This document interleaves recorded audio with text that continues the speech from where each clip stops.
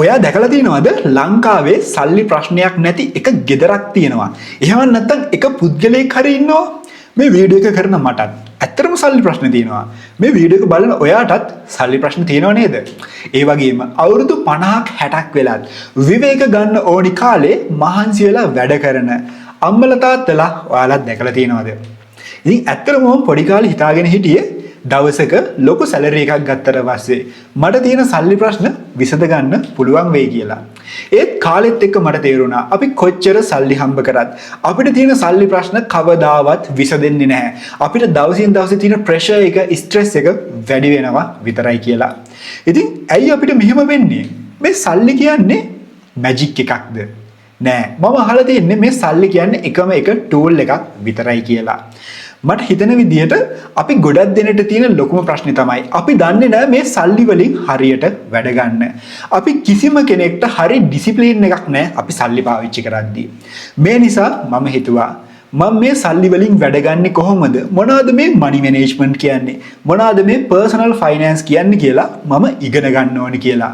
ඉතින් මම මේ ඉගෙන ගන්න දේවල් හැමදාම මම ඔයාලත් එක්ක වීඩියෝ එකකින් ෂෙයා කරගන්න හිතාගෙන ඉන්නවා.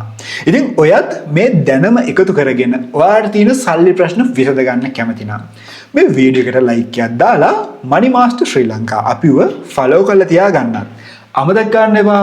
ඔයා දැකලා තියෙනවද ලංකාවේ සල්ලි ප්‍රශ්නයක් නැති එක ගෙදරක් තියෙනවා.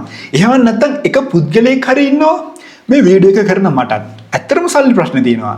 මේ වීඩියෝ එක බලන ඔයාටත් සල්ලි ප්‍රශ්න තියෙනව නේද?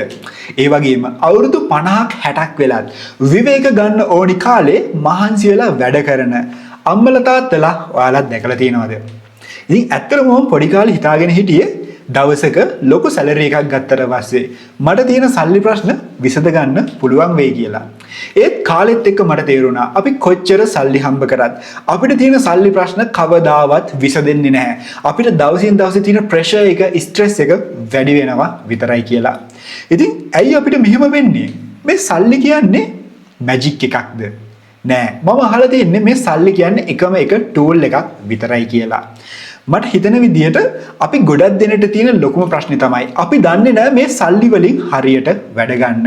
අපි කිසිම කෙනෙක්ට හරි ඩිසිප්ලින් එකක් නැහැ අපි සල්ලි පාවිච්චි කරද්දී. මේ නිසා මම හිතුවා මම මේ සල්ලි වලින් වැඩ ගන්නේ කොහොමද? මොනවද මේ මනි මැනේජ්මන්ට් කියන්නේ?